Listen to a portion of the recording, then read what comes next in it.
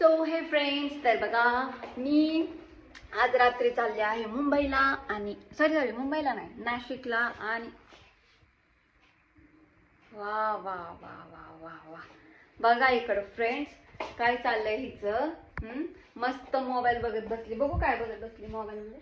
वा वा बघा तसले ते काय म्हणतात, सिरीज बघत बसली. तसली ती काय त्याला म्हणतात, पीडीएस काय तसलं.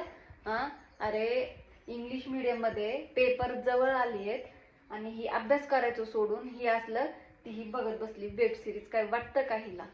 एवढं सगळं मिळतंय ह्यांच्या हाताखाली, जे पाहिजे ते पेन पेन्सिल वही, शिकायला ट्युशन ब्युशन सगळं लावलंय सगळं.